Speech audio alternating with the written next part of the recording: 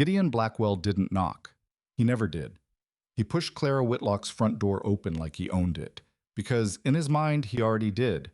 He dropped a folded paper on her kitchen table, didn't even look at her face, and said, "Sign it by Friday, or I take the whole thing through the bank. Every acre, every nail." Then he walked back out into the cold morning air, straightening his coat like he'd just ordered breakfast. Clara stood there, staring at that paper, hands trembling. Not from fear, but from the particular rage that comes when someone treats your entire life like a transaction. And Jonah Mercer, a stranger who had stopped only to mention her fence was falling apart, watched the whole thing from the yard. He almost kept walking. Almost. If you've ever watched someone try to take what isn't theirs and felt powerless to stop it, stay with this story. And if this is your first time here, subscribe now so you never miss what comes next. Drop your city or country in the comments. I want to see how far this story travels. The morning Jonah Mercer arrived at the edge of Clara Whitlock's property, he had exactly $4.30 in his coat pocket, a carpentry bag worn thin at both straps, and a habit, nearly a decade old, of never staying anywhere long enough to matter. He wasn't looking for a job. He wasn't looking for anything. He was walking the old road that cut between Harlan Pass and the lower valley because it was shorter than the main trail and because fewer people traveled it, and fewer people meant fewer questions about where he was headed and what he'd left behind. He didn't have answers to either of those questions that he was proud of. The fence caught his eye first, not because he was sentimental about fences, but because he was a carpenter and broken things announced themselves to him, the way a wrong note announces itself to a musician. 3 rails down on the north corner, a post so rotted at its base that it leaned at an angle suggesting it was more tired than structural, and a stretch of wire that someone had attempted to patch with the kind of optimism that doesn't survive a second hard rain. He stopped walking. He told himself he stopped because he wanted to check his bootlace. He retied a bootlace that didn't need retying, and while he crouched there in the cold morning air, he looked through the gap in the fence toward the farmhouse set back from the road. A 2-story structure that had clearly been built with care and had equally clearly been holding itself together through sheer stubbornness for the past few years. Paint peeling at the shutters. One porch step replaced with a board of visibly different wood. A barn in the distance that had a repaired section on one wall that didn't quite match the original. Somebody had been trying. That was the word that came to him. Trying. He stood back up, adjusted the strap on his carpentry bag, and kept walking. He made it approximately 40 feet before he heard the front door of the farmhouse slam open so hard it bounced off the frame. He didn't turn around immediately. He heard boots on the porch steps, quick and deliberate, and then the creak of the gate at the property's edge, and then a voice, not calling after him, not asking him to wait, just speaking to the open air with the controlled fury of someone who had learned to keep their volume down because losing composure meant losing ground. Of all the godforsaken mornings. He turned around then because the voice carried something in it that stopped him the same way the fence had. Not because it was pretty, but because it was real in a way that cut through the cold air and landed somewhere in his chest before he had a chance to decide whether to let it. Clara Whitlock was not what he expected, though he could not have said exactly what he'd expected. She was younger than the farm had suggested, late 20s perhaps, with dark hair pulled back in a way that suggested efficiency over vanity. Her jaw was set. Her eyes, a gray that shifted toward green in certain light, he'd notice later, were fixed on something past the fence, past Jonah, fixed on the road, as if she were staring at the back of someone who had just left. She hadn't noticed Jonah yet. She was holding a folded piece of paper in her left hand, gripping it the way you grip something you want to tear in half, but know you cannot afford to destroy because you might need it as evidence later. He should have kept walking. He knew it. He'd gotten very good at recognizing the exact moment to keep walking, and this was it. A woman in a private crisis on her own property, a situation that was none of his concern, on a road he'd chosen specifically because nothing on it was his concern. He cleared his throat. She turned. For a half second, surprise moved across her face, the genuine, unguarded kind.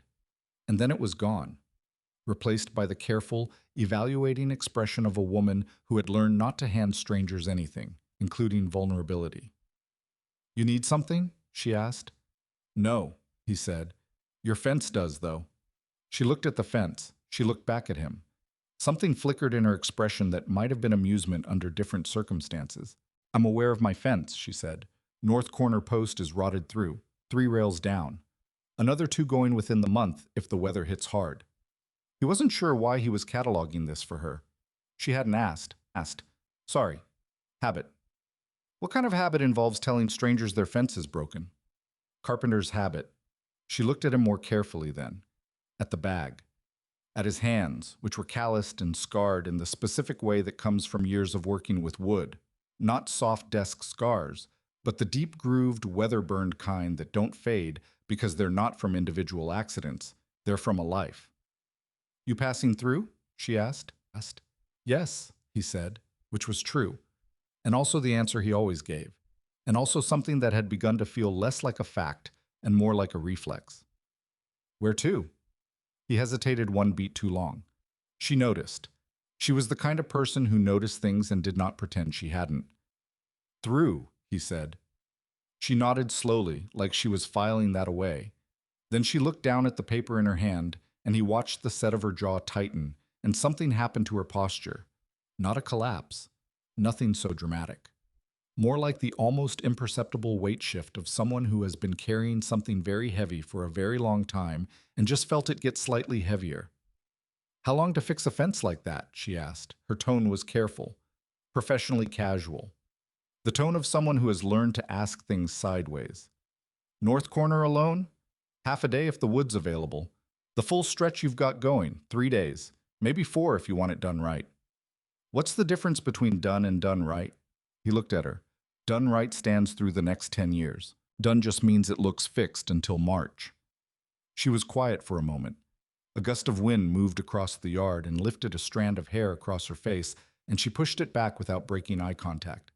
I have lumber in the barn from last summer, she said. Haven't had time to... She stopped, started over. I haven't gotten to it. I could take a look, he said, and immediately heard how it sounded. Presumptuous, forward, like he was inserting himself into something that wasn't his to insert himself into. At the lumber, he added, as if that clarified anything. She studied him for a long moment.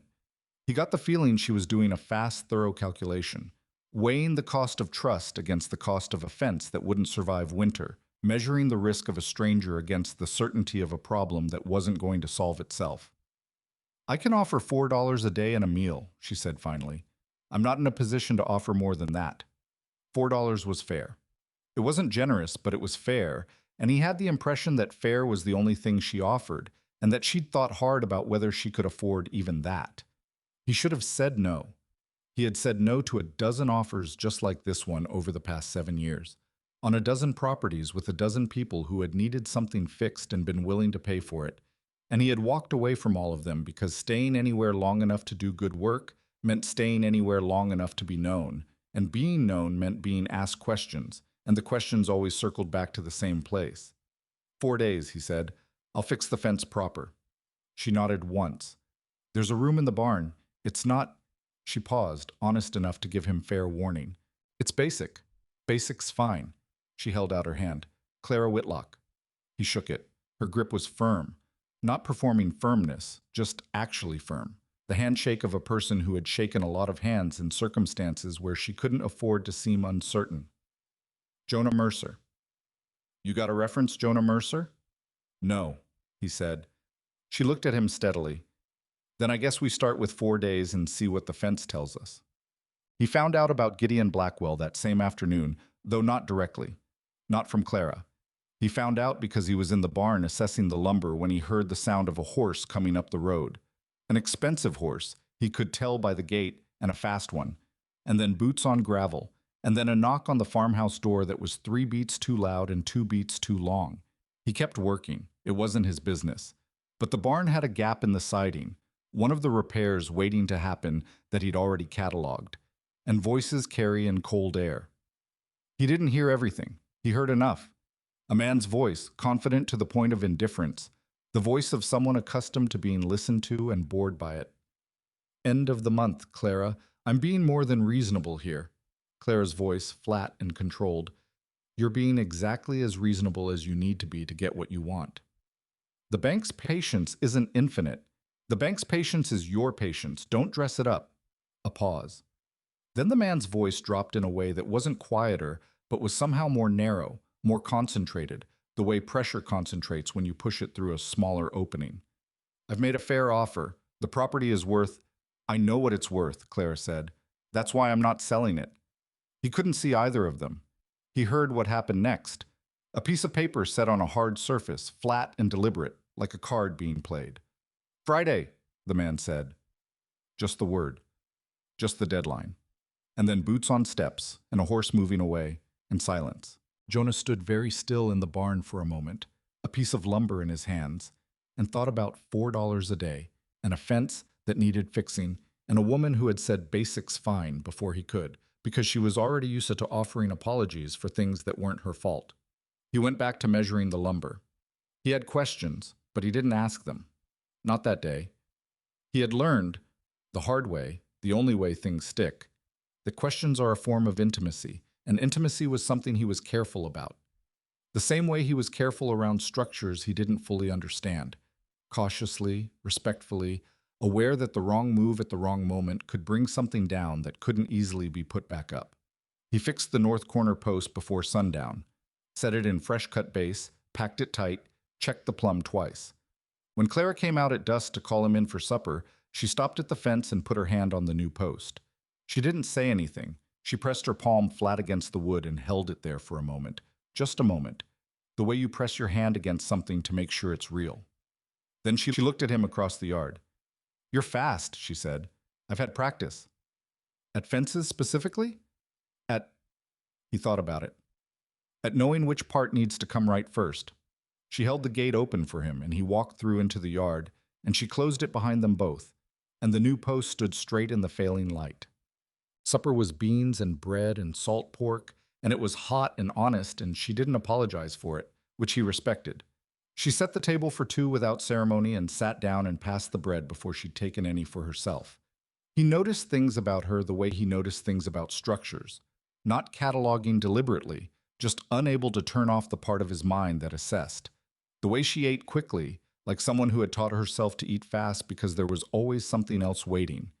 The way her left hand rested near the edge of the table even while she ate, like she might need to get up at any moment.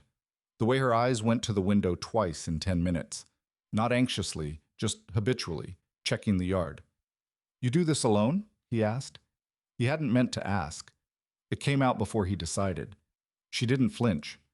My husband passed 18 months ago. I'm sorry. So is everyone, she said, not unkindly, just truthfully. It doesn't fix the fence. He almost smiled at that. Almost. What happened? She said. Not a question, not quite. More like an opening, offered without pressure, something she was making available in case he wanted it. With the carpentry, you're clearly skilled.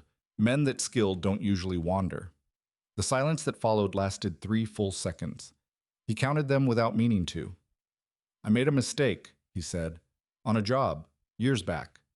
She waited. Someone got hurt. She still waited. She was good at waiting. Didn't fill the silence, didn't rescue him from it, just left it open, which meant he could walk through it or around it, and she'd accept either one.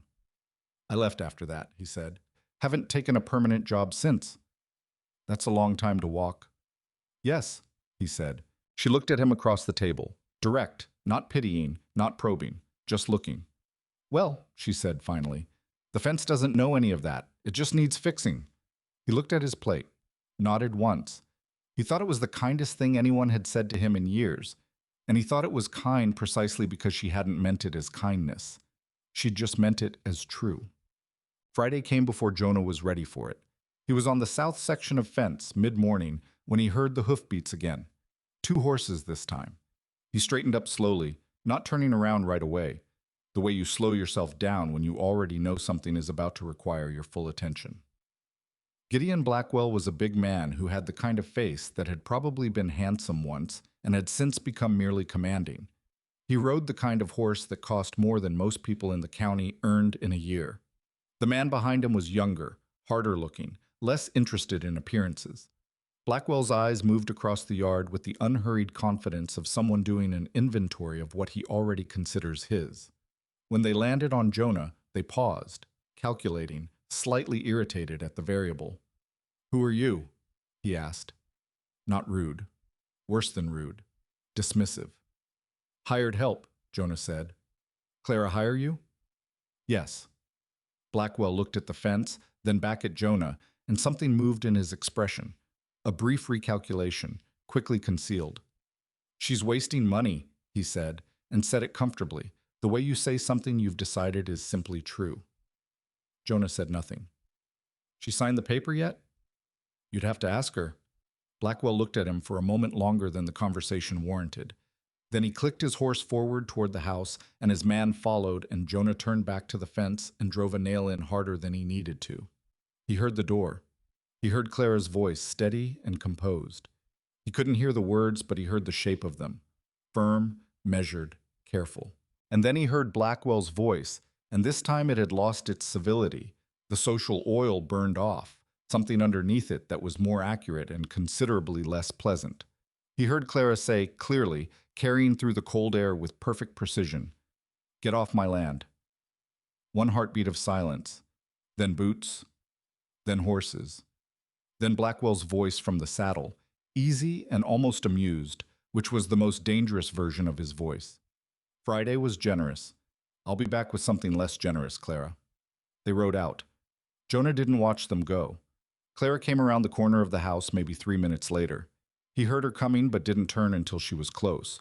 She looked at the fence rail he was working on, at the clean, tight joint, at the way the new wood fit against the old. "He'll come back," she said. "I know," Jonah said. "He always does." "Some men are like that." She crossed her arms against the cold and looked down the road where the dust from Blackwell's horses was still settling. "My husband borrowed against the property," she said quietly. "Didn't tell me until he got sick. By the time I understood what we owed and to whom," she stopped. "It doesn't matter the order of it." "It matters," Jonah said. He wasn't sure why he said it. "It's just not what changes it." She looked at him then, and there was something in her expression he didn't quite have a name for. Something between recognition and exhaustion, the look of a person who has been told many practical things about their own grief and is not sure whether to be grateful or tired. "No," she agreed. "It's not what changes it." He drove another nail, set the rail, checked it with his eye and then with his hands. "How much?" he asked. She told him.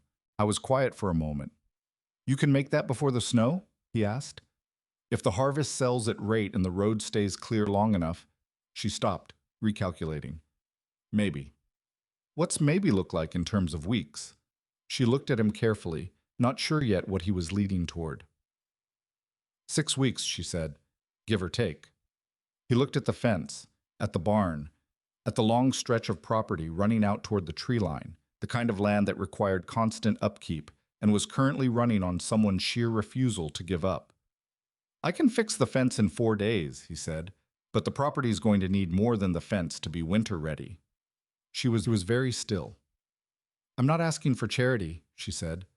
The word came out quick and clean, like she'd said it before, like it was a reflex she'd developed to survive. "I know you're not," he said. $4 a day, room and board, 6 weeks. She looked at him for a long time. "You said you were passing through." "I am," he said, "just slower than I planned." She looked out at the fence, at the post he'd set the day before, standing plumb and clean in the morning light. Something shifted in her face. Not hope. She was too careful for hope. More like a door opening a crack in a house that had kept all its doors shut for a long time, just to see what the air outside felt like. 6 weeks, she said. 6 weeks, he said. She held out her hand and they shook on it, and neither of them said anything else because they both understood, without needing to name it, that they'd just agreed to something that was about considerably more than a fence.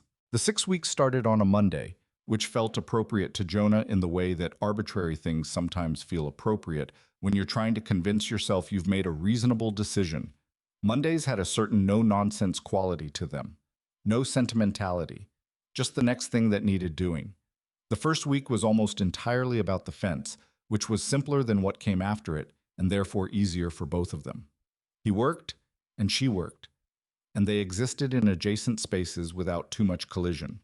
She brought coffee out at mid-morning, not asking if he wanted it, just setting it on the fence post nearest to him and walking back to whatever she'd been doing. And he drank it and left the cup on the same post, and by afternoon it had been retrieved. That was the extent of their interaction on the first 3 days, and he found it comfortable in the way that competent silence between working people can be comfortable, without any of the performance that conversation sometimes requires. He slept in the barn room she'd mentioned, which was, as advertised, basic. A cot, a small wood stove that required persuasion to light, a single window facing east that let in the cold before it let in the light. He'd slept in worse. He'd slept in a lot of worse, which was either a point of resilience or a point of failure, depending on the day he was having, and he'd stopped trying to determine which. On the fourth morning, he finished the fence.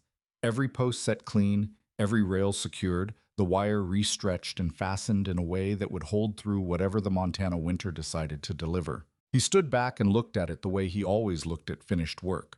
Not with pride exactly, but with the particular satisfaction of a thing that had been broken being no longer broken, which was the closest thing to uncomplicated pleasure he knew. Clara came out and stood beside him and looked at it too. "It's good work," she said. "It's a fence," he said. "Good fences matter," she said. And there was something layered in how she said it. Not philosophical, just factual, the way someone says something they've had proven to them by actual experience rather than by thinking about it. He nodded. He didn't argue. He'd seen enough broken fences and what they let through to agree with her entirely. "The barn needs attention," he said. "South wall's got a soft section at the base I noticed when I was pulling the lumber. If water gets in under there before the ground freezes—" "I know," she said. "Add it to the list." "How long is the list?" She looked at him sideways. "How long do you have?" 6 weeks, he thought, and didn't say. The second week was the barn, and the barn was harder. Not structurally complex, the repairs were straightforward, the kind of thing he could do efficiently and well. But the barn was where the livestock lived, which meant working in close quarters with animals that had not been consulted about the renovation and had opinions about strangers. Her 2 horses were skeptical. The 3 milk cows were indifferent. The barn cats, 4 of them, in various states of wildness, conducted surveillance from the rafters and reported nothing useful. Clara moved through the barn the way she moved through everything, efficiently, without wasted motion, with the slightly compressed patience of someone who had learned that animals and problems both respond better to calm than to urgency. She showed him where the soft wood was, where the moisture had come through, where last winter had left its damage. She didn't hover. She pointed things out and then went back to her own work and trusted him to handle it, which he found more respectful than people who stood over you watching, and also more nerve-inducing, because there was something about being trusted that carried its own weight. He found the first real problem on Wednesday of that week, which was also the day he realized the situation with Blackwell was considerably more complicated than a man making aggressive offers. He was under the south wall, checking the foundation timbers, when he found the notice. It had been tucked into the gap between 2 stones, not deliberately hidden, more like stuffed somewhere out of immediate sight, in the way you stuff things when you need them out of your field of vision. Official paper, county seal, the language of legal process dressed up in the vocabulary of bureaucratic courtesy. Past due notice on a secured agricultural loan. The figures were specific and not small.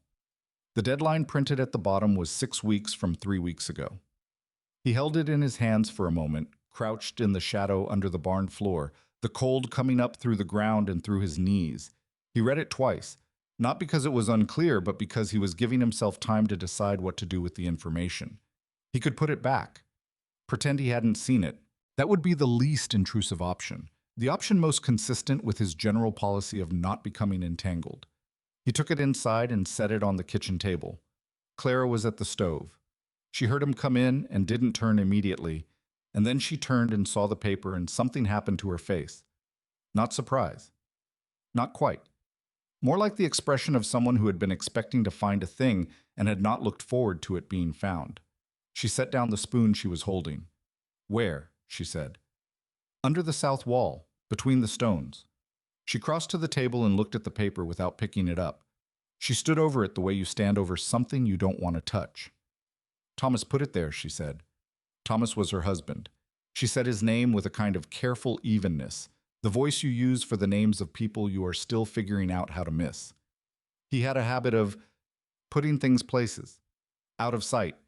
He thought if he didn't look at something, it would. She stopped. It didn't. The deadline, Jonah said. I know the deadline. You have 3 weeks. I know that too.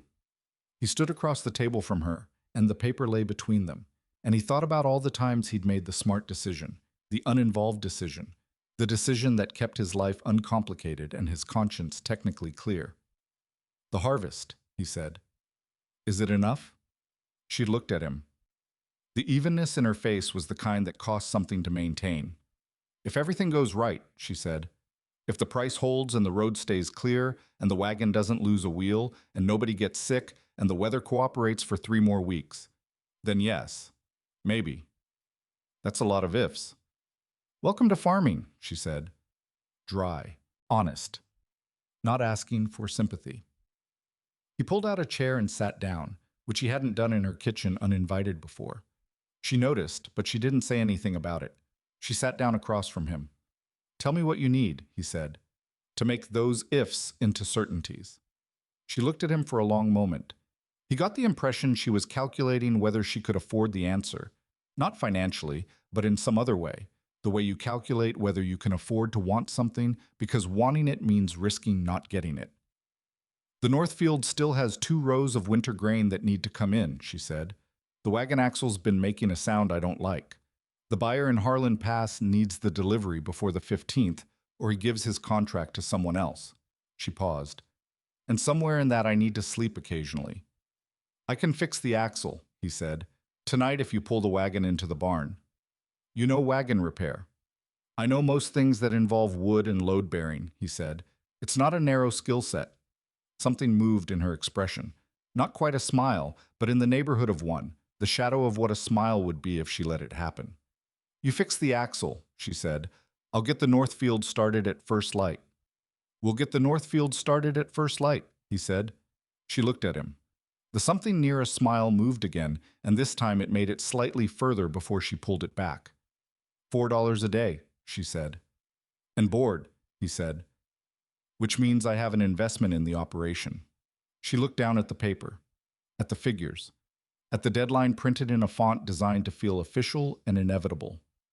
3 weeks, she said quietly. 3 weeks, he said. I went back out to the barn and worked on the axle until the small wood stove in his room had gone cold, and he was aware, in the particular way you become aware of things you have been trying not to be aware of, that he had just done the one thing he always promised himself he wouldn't do. He had become invested. He had let something matter. He told himself it was just a wagon axle. He told himself that for about 20 minutes. Then he stopped telling himself things and focused on the work. The axle was done by midnight, solid and properly reinforced, and he lay on the cot in the cold room and stared at the ceiling and thought about the last time he'd let himself care about an outcome and what that had cost. His name had been Daniel Pryor. 22 years old, an apprentice with 3 years of experience and genuine talent, and the particular eagerness of a young person who wants to be good at something so badly they push slightly past their own limits to prove it. Jonah had been 31, the senior carpenter on a new warehouse construction in a Colorado mining town, and he had been tired, not dramatically, catastrophically tired, just the regular tired of a man who had been working 60-hour weeks for 4 months. And tired men make small errors in calculation, and small errors in calculation become structural decisions, and structural decisions matter. The platform failed. Not all at once. Not dramatically. It settled wrong under load. Daniel Pryor fell 12 feet onto a stone floor. He survived. That was the thing Jonah held on to in the way you hold on to things that are both true and insufficient. Daniel Pryor survived. But his left leg had never worked right again, and the career he'd been building with those 22-year-old hands had to be rebuilt into something different, something around the permanent damage. And Jonah had been there for 2 days after it happened, and had then made the decision, called it a decision, anyway, to leave. He told himself Daniel wouldn't want to see him. He told himself the guilt was unproductive. He told himself a lot of things over 7 years that sounded reasonable at 3 in the morning when the alternative was accountability. He turned onto his side in the barn room and pulled the blanket up and listened to the horses shifting in their stalls below and the wind working at the eaves, the repaired eaves, properly sealed now, wind finding no purchase. And he thought about 3 weeks and a harvest and a woman who put papers out of sight because not looking at them had seemed at some point like a strategy. He thought, she's not so different from you. Except that she stayed. He fell asleep with that thought sitting on him, and it was still there in the morning. The north field at first light was purple-gray and sharp with cold, the kind of cold that makes your nose run, and your fingers stiff, and your breath visible, and somehow clarifies everything, cuts away anything that isn't necessary. Clara was already out when he got there, moving through the rows with an efficiency that told him she'd done this so many times. It lived in her body now, didn't have to be thought about, just done. He fell in beside her without announcement and started working, and she didn't say anything for the first hour, and it was not an uncomfortable silence. It was the silence of two people who have agreed on a goal and are pursuing it and don't need to narrate the process to each other. Around mid-morning, she stopped and rolled her shoulders back, and he noticed that she did this the way people do when they've been carrying attention, they've stopped noticing. And the rolling is less about the muscles and more about remembering the body exists. Blackwell was at the grain buyer in Harlan Pass last week, she said, not looking at him. Looking at the row she was working. Jonah kept moving. How do you know? Pete Calloway runs the general store there. He told me. Blackwell had a conversation with the buyer about, she paused, choosing words, about the reliability of deliveries from certain properties that are having financial difficulty. Jonah stopped. She stopped too. Looked at him. He's telling the buyer not to take your delivery, Jonah said. He's suggesting to the buyer that my delivery might be late, she said. Which is a different thing, technically. Her voice was very flat and very controlled. Technically, he's just expressing concern about a neighbor's situation. That's a particular kind of man, Jonah said. Yes, Clara said, he is. She went back to working, and Jonah went back to working, and they moved through the rows in a silence that had changed its texture. Heavier now, more charged, the silence of people who have just acknowledged a problem that doesn't have an easy solution. Can you get to a different buyer? He asked. Johnson in Millward will take grain, but his price is 12% lower. At that rate, the numbers don't work. What about the county market? Blackwell's on the agricultural board, she said. Jonah processed that. Of course he is. He's been building toward this for 2 years, Clara said, and there was no self-pity in her voice, just a particular tired precision, the voice of someone explaining a chess game that was rigged from the first move. Thomas took the loan right before he got sick, and the timing worked out so that everything came due right around the point where I would be running the place alone for the first time. I don't know if Blackwell planned it that way exactly. She paused. Maybe not. Maybe it was just luck. His kind. You think Thomas knew what Blackwell was? She was quiet for a moment. Thomas was a good man, she said. He trusted people. He thought if he treated people fairly, they'd... She stopped. He wasn't naive. He just had a different experience of people than I've had. What's your experience of people? She glanced at him. Variable, she said, and kept working. He tried to think of something useful to say and couldn't, which was unusual for him. He was generally comfortable with silence, but this was the kind of situation where silence felt like inadequacy, felt like standing next to someone while they carried something and keeping your hands in your pockets. I'll make the delivery, he said. She looked at him. To Harlan Pass. I'll drive the wagon. If Blackwell's been talking to the buyer about your reliability, he hasn't been talking about mine. I've got no history here. I'm just a hired man making a delivery. He paused. That's not deceptive. That's exactly what it is. She considered this for a long moment. He could see her working through it, the angles, the risks, the pride that wanted to refuse. The buyer doesn't know you, she said. I'll bring the bill of sale in your name. He'll see it's your grain. I'm just the driver. She looked at the rows they still had to work, at the sky, which had the pale, considering quality of a Montana sky in October that hasn't yet decided what it's going to do to you. Calloway, she said slowly. Pete Calloway at the general store. He'd put a good word in. He's known me since I was 16. Write me a letter of introduction, Jonah said. I'll go the day after we finish the field. She looked at him for a long moment. He noticed, not for the first time but more distinctly than before, the way she looked at things when she was actually deciding them, the particular quality of her attention, the way she wasn't looking at him so much as looking at the situation he represented and trying to see all of its parts. Why are you doing this? She said. It wasn't the first time she'd asked something like this. She'd asked versions of it in the look she'd given him when he'd sat down at her kitchen table, in the question she'd asked on the first day about references. What she was really asking every time was, "What do you want from this?" Because everyone wants something, and the ones who don't say so are the ones she'd learned to watch most carefully. $4 a day and board, he said. Same as before. That's not what I'm asking. I know, he said. She waited. Your fence was broken, he said. That's all it was at first, a broken fence. He paused. Things have a way of being more complicated than that. They do, she agreed. She was still looking at him. I'm not complicated, he said. And even as he said it, he knew it was the least accurate thing he'd said since arriving. She clearly knew it too, because the almost smile moved across her face again, this time making it a little further. Jonah, she said. Yeah, you sat down at my kitchen table when you hadn't done that before. I did. You fixed my axle until midnight. It needed fixing. You're offering to drive 4 hours into Harlan Pass for $4 a day. He didn't say anything. I'm not questioning your motives, she said carefully. I need to know what you think this is. Because I have a very specific number of resources, and time is one of them, and I can't. She stopped, tried a different path. I can't afford to be wrong about what something is. He understood what she was saying. He understood it more precisely than she perhaps intended, because it wasn't really about logistics. It was about the difference between a man who is temporarily useful and a man who is going to stay, and she had learned the hard way, was still learning the hard way, what it cost to confuse those two things. I don't know what this is, he said, which was the honest answer, and therefore harder than any of the comfortable ones. I came to fix a fence. I stayed because the property needed more than the fence. The axle needed doing, so I did it. He paused. That's as far as I can see right now. She nodded slowly. It wasn't a satisfied nod, but it was an accepting one. Okay, she said. Okay?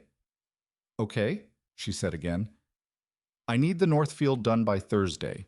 The delivery needs to be in Harlan Pass by the 15th. Pete Calloway opens at 7 in the morning. She went back to the row she'd been working. I'll write you the letter tonight. He watched her for a moment. Her hands moving, her focus returned to the work in front of her, everything recalibrated and redirected, nothing wasted. And thought about what it cost a person to learn to operate like that, to keep moving. Not because the moving didn't cost anything, but because stopping cost more. He went back to his row. They worked until dark. The trip to Harlan Pass took most of a day. 2 hours out, 3 hours of negotiating and loading dock waiting and conversations with Pete Calloway, who turned out to be a small, sharp-eyed man in his 60s, who shook Jonah's hand and looked at him with the assessing look of a man who has watched too many people come through the valley to be easily fooled, and said, You fixing up the Whitlock place? And Jonah said, Working on it, and Calloway said, Good, that woman's had a rough go of it, with the brevity of someone who could say considerably more and is choosing not to. The grain buyer was a man named Fitch, methodical and unsentimental, who examined the bill of sale and the quality of the grain with equal thoroughness, and then named a price that was fair, which was to say, lower than Clara needed, but higher than the alternative. And Jonah, who had promised himself he would not negotiate, who had told himself this was just a transaction, negotiated. Not aggressively, not dishonestly, but he knew what fair was, and he knew what the grain was worth, and he made the case calmly and let Fitch think he was making the final call. Fitch came up 6%. Jonah drove back in the gathering dark with the receipt in his coat pocket and the cold coming down off the mountains, and thought about the look on Fitch's face when he'd mentioned that Gideon Blackwell had expressed an interest in the Whitlock property, and how that was unfortunate because property with a motivated seller tended to pull prices down across the whole region, didn't it? And how Fitch had looked at him sharply and said he hadn't made any commitments to Blackwell. And Jonah had said, of course not, and left it there. He'd found the pressure point and pushed on it, and he felt not quite good about it and not quite bad about it, which was probably the right place to land. Clara was at the barn door when he pulled up. She'd heard the wagon on the road. She didn't ask immediately. Let him climb down, let him hand her the receipt, waited while she read it. He watched her face when she got to the price. The number was enough. Not comfortably, not with any room for another setback, but enough, if everything else held. She looked up. You negotiated, she said. I presented relevant information, he said. He offered more than his opening price. He did. She looked back at the receipt. Then she folded it carefully, the particular way you fold something important, attended to, and put it in her coat pocket. Thank you, she said. And the way she said it was not the way people say it when they mean it as a social transaction. It was the way people say it when they actually mean it, when the thing itself is bigger than the courtesy, and they know it, and they're saying it anyway because there is no other word. He nodded. Supper's on, she said. It's going to get cold. He put the horses away. She went inside. He stood in the barn for a moment in the quiet, in the smell of hay and the warmth of the animals, and thought about Daniel Pryor and 7 years of leaving, and thought about a receipt folded carefully into a coat pocket, and thought about what it felt like to do something that actually helped instead of just moving far enough away that you couldn't see what your absence cost. It felt different than he'd expected. Heavier, in some ways. More uncomfortable, in others. But he walked into the warmth of her kitchen and sat down at the table that he'd sat at uninvited once and been allowed to sit at again, and she put a plate in front of him without ceremony and sat across from him, and the receipt was in her pocket, and the field was almost done, and the delivery was made, and the deadline was 3 weeks ahead instead of behind them. And he thought, this is what staying feels like. It had been a long time since he'd remembered. 3 weeks felt like enough time until it wasn't. The morning after the Harlan Pass delivery, Jonah woke before light with the particular alertness of a man whose body had learned to treat silence as suspicious. He lay still for a moment, listening. Wind, the horses shifting below. Nothing that explained the feeling. He got up anyway. The cold outside had changed quality overnight. Not sharper exactly, but denser, the kind of cold that carries weight. He stood in the barn doorway and looked at the sky, and the sky looked back at him in the way Montana skies do in late October, non-committal and enormous, and privately planning something. The clouds to the northwest had a color to them that he didn't like. Not storm gray. Something thicker. Something that hadn't decided yet but was leaning. I went inside and ate the bread left over from the night before and drank cold coffee and did not knock on Clara's door because she needed sleep more than she needed his weather observations, and he wasn't certain enough of what he was seeing to justify interrupting either. By mid-morning, he was certain enough. Clara was in the east field when he found her, working the last of the winter grain with the focused, mechanical rhythm she got when she was tired enough that the work had to come from habit instead of energy. She heard him coming and straightened up and looked at his face and then looked at the northwest sky. How long? She said. Day and a half. Maybe 2 days if we're lucky and it stalls. She did the math without visible calculation, the way people do when they've run the same numbers so many times they live somewhere faster than thought. She looked at what remained of the field. She looked at the barn. She looked at the hay that was still stacked outside the south wall because there hadn't been time to move it, and moving it was a 4-hour job at minimum. The hay has to come in first, she said. Agreed. And the remaining grain, we do the hay this afternoon and start the grain at first light tomorrow. If the storm holds to 2 days, we make it.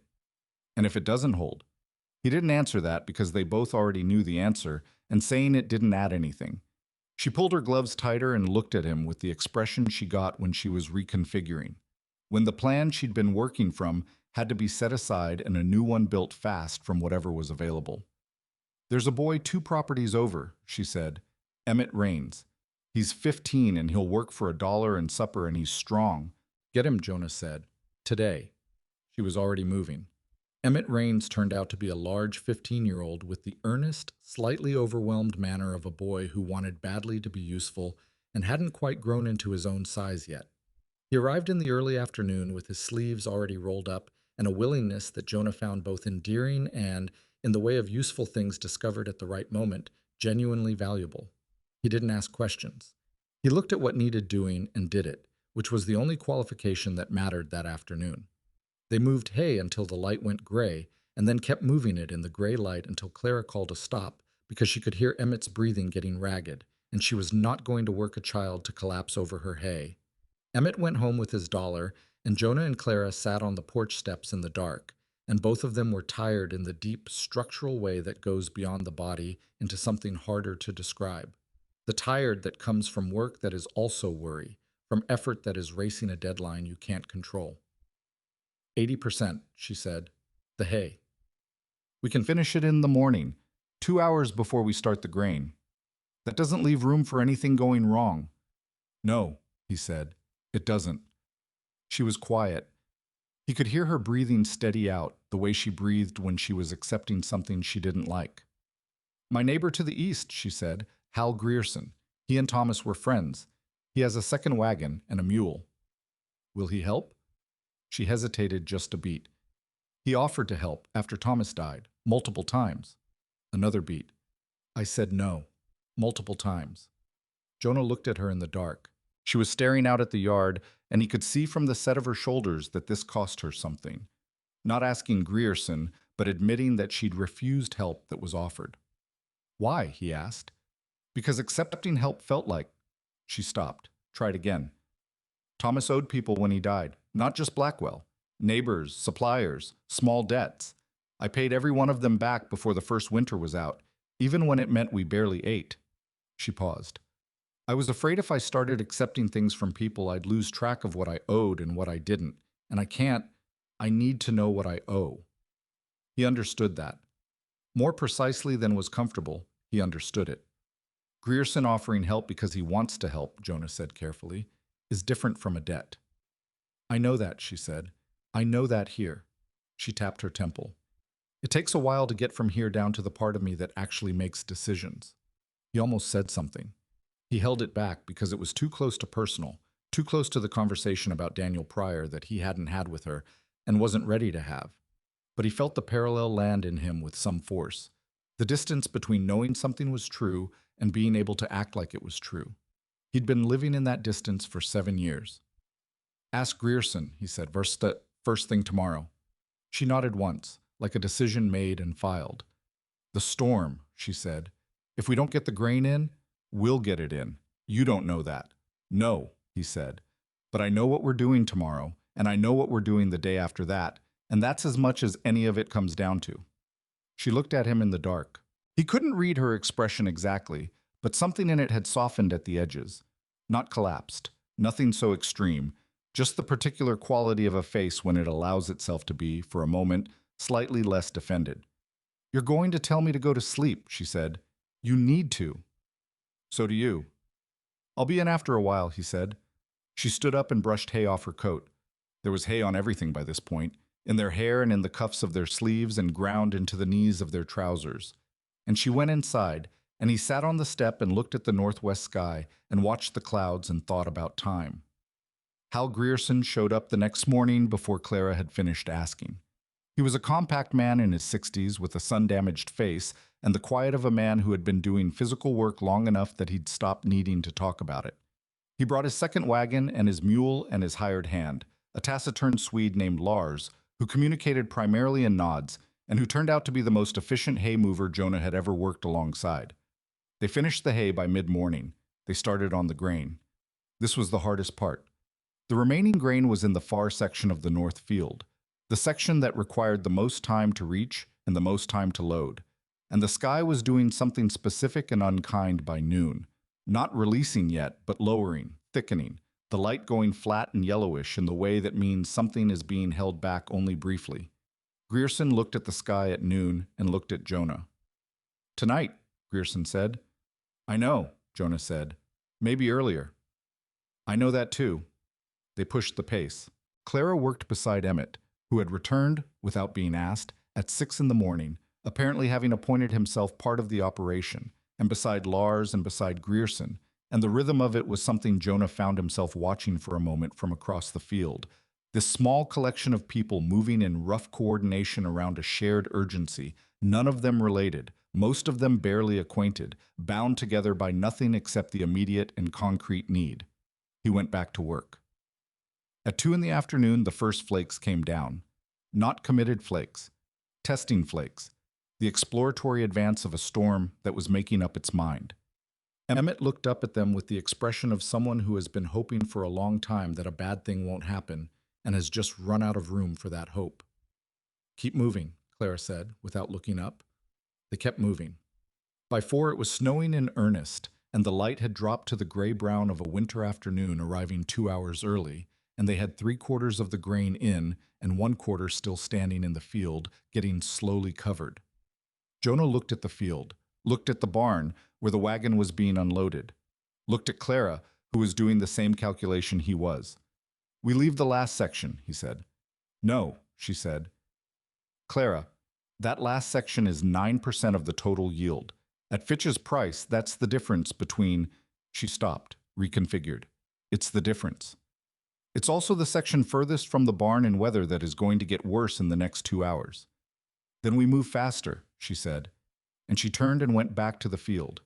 He stood there for 1 second. 1 full second of standing there with all the reasonable arguments arranged in his head, and the cold snow coming down on his face, and Clara's back already moving away from him into the field. Then he followed her. The last section took 2 hours and 11 minutes. He knew the exact time because he checked his pocket watch when they started and checked it again, when the last load was secured in the barn. And by then it was fully dark and snowing hard, and Grierson and Lars had gone home with a handshake and a promise of payment that Clara made seriously, and Grierson waved off with the brevity of a man who hadn't come for payment. Emmett stood in the barn doorway, looking at the full hay loft and the secured grain with the expression of someone who has just participated in something that felt significant and isn't sure how to hold that. "You did good work today," Clara told him. He nodded in the way 15-year-old boys nod when they don't trust their voices not to crack. She paid him $2. He looked at it and started to object, and she said, "You earned it," with a finality that closed the conversation, and he pocketed it and walked out into the snow. The barn was full, and the grain was in, and the hay was stacked, and the storm had arrived. That was the accounting of the day. They stood in the barn in the quiet, just the two of them now, and the animals, and the wind working at the repaired eaves and finding no entry. And Clara let out a breath that was long and controlled, and at the end of it something in her posture changed slightly. Some load shifted, not gone, but redistributed. "It's enough," she said, quietly, almost to herself. "With the 6% Fitch came up," Jonah said, "and the full yield, you clear the loan?" "I clear it," she said. "And I have something left." He nodded. She looked at the grain, at the barn, at the solid post and beam above them, the repaired south wall holding against the storm, the new rails on the stalls he'd reinforced 2 weeks ago. "Thomas would have—" she started, stopped. He waited. "He would have been relieved," she said finally. "He carried a lot of guilt about the loan, about leaving me with it." She paused. "I used to be angry about that, about how much he worried what I'd think, whether I'd blame him. I used to want to tell him, 'You're sick, stop spending your energy on guilt.'" A pause. "Now I understand it better." "The guilt," Jonah said. "The not being able to put it down," she said. She looked at him. "You carry yours the same way." It was said plainly, without drama, without the particular gentleness that would have felt like pity. Just an observation from someone who had been watching him work alongside her for nearly 3 weeks and paying the kind of attention that work done in close proximity generates. He didn't deny it. There was no version of denial that would have been convincing, and he was too tired to attempt unconvincing things. "The man who got hurt," he said. "His name was Daniel." She didn't say anything. She sat down on a hay bale, slowly, the way you sit down when your body has been making requests for hours that you've been ignoring, and she waited. "He was 22, Jonah said. "I was the senior man. The calculation was mine, and it was wrong, and he fell 12 feet and his leg didn't heal right." He paused. "He's alive. He works. He has a life." Another pause. "I tell myself that part matters." "It does matter," Clara said. "It's not sufficient." "No," she agreed. "It's not. But it's not nothing either." He sat down on the opposite hay bale.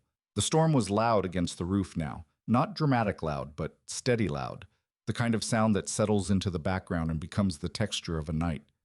"I left 2 days after it happened," he said. "I've been telling myself for 7 years I left because he needed space from me. Because my presence made it worse." He looked at his hands. "That's not why I left." "I know," she said. "I left because I couldn't stand to see what I'd done to him every day." "I know," she said again, gentle, not forgiving, because it wasn't hers to forgive, just acknowledging, receiving the truth of it without flinching, which was more valuable than any particular response. "I should have written to him," Jonah said. "I've known that for 7 years. I have not done it." "Why not?" Because the letter would have to say something true, he said. And I don't know if I have the right to hand him something true. He didn't ask for my conscience. He's living with a leg that doesn't work right. My guilt is mine to deal with. Clara was quiet for a moment. That's a very principled reason to do nothing, she said. He looked at her. I'm not criticizing, she said. I'm saying I recognize it. It sounds like I'm protecting him from my discomfort. But what it actually is I'm protecting my discomfort by not disrupting the distance. He had no response to that because it was precisely accurate, and he'd known it was precisely accurate for most of 7 years, and knowing hadn't made it easier to act differently. You gonna write it? She asked. I don't know. That's honest, at least. I'm working on honest, he said. Something in her face changed. She looked at him with an expression he hadn't seen from her before. Less evaluated, less calculated, more open. Like a window that had been cracked slightly, not thrown wide, but enough to change the atmosphere in the room. You've been honest about most things, she said, since you got here. Not all things. No, but most. She paused. That's more than most people. The storm hit its peak sometime in the night. Jonah could hear it from the barn room, the wind finding new registers, the snow hitting the roof in layers. He woke twice, checked the wood stove both times. The barn held. Every repair held. In the morning, the snow was 18 inches deep and still coming, lighter now, the main force of it spent. He did the morning chores in the white quiet that follows a storm's first night, when the world has been reorganized and hasn't started being complicated again yet. The animals were fine. The barn was fine. He went back inside and Clara had coffee on, and he sat at the kitchen table without being invited. She didn't comment on it. She pushed a cup toward him and sat across from him, and they both looked out the window at the white yard and the white fence and the white road. Blackwell, she said. He'd been thinking about that too. The delivery to Fitch, he said. You have the receipt. Blackwell has people at the bank, she said. The loan holder is a man named Creed. Blackwell and Creed have known each other for 20 years. Can Creed change the terms on the loan? He can move the deadline, she said. Administratively. It's happened before, a clerical adjustment on a due date. Not illegal, not exactly. Her voice was precise and flat in the way of someone who has done considerable research into the mechanisms by which legal harm is done. Blackwell doesn't have to do anything dramatic. He just has to make a call to Creed and ask for a favor. Jonah wrapped both hands around the coffee cup. When's the next board meeting? She looked at him. The agricultural board? Blackwell's on it. Board meetings are public record. Board minutes are public record. He paused. If Blackwell's using his position to pressure Fitch or to coordinate with Creed, even the appearance of that, put in front of enough people.